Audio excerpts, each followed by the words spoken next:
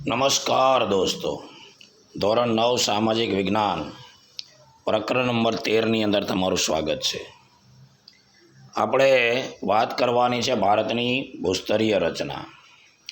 ભારતની ભૂસ્તરીય રચનાની વાત કરીએ એ પહેલાં જરા સમગ્ર વિશ્વ વિશે સમજીએ કે ભાઈ ઘણા વર્ષો પહેલાં, યાને કે કરોડો વર્ષ પહેલાં આ પૃથ્વી એક ધગધગતા વાયુનો ગોળો હતી.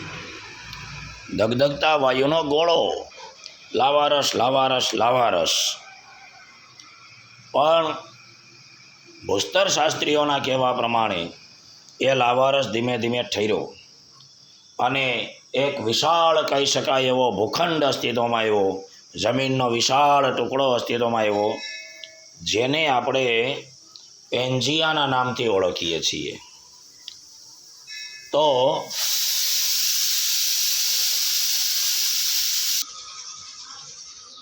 તો એ પેન્જિયા નામનો ભૂખંડ અસ્તિત્વમાં આવ્યા પછી ભૂગર્ભની અંદર કોઈ હલનચલન થઈ અને એ પેન્જિયા નામનો જે ભૂખંડ છે એ બે ભાગમાં વિભાજિત થયો, લોરેશિયા અને ગોંડવાના લેન.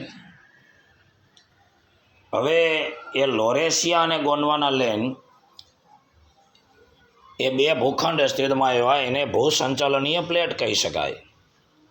આ જે પૃથ્વીનો ઉપરનો પોપડો છે એ જમીનની અંદર એસ્થેનોસ્ફિયરના અર્ધદ્રવિત ખડકોની ઉપર તરી રહ્યો છે.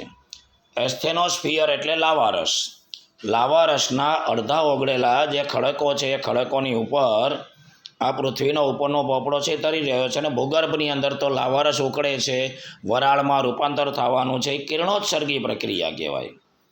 અને કિરણોત્સર્ગી પ્રક્રિયાને કારણે અંદરની જે વરાળ છે એ બહાર નીકળવાનો પ્રયત્ન ચોક્કસ કરશે. ત્યારે એ લોરેશિયા અને ગોંડવાના લેન 7 ભાગમાં વિભાજિત થયું. એ મૃદાવરણીય પ્લેટ કહેવાય.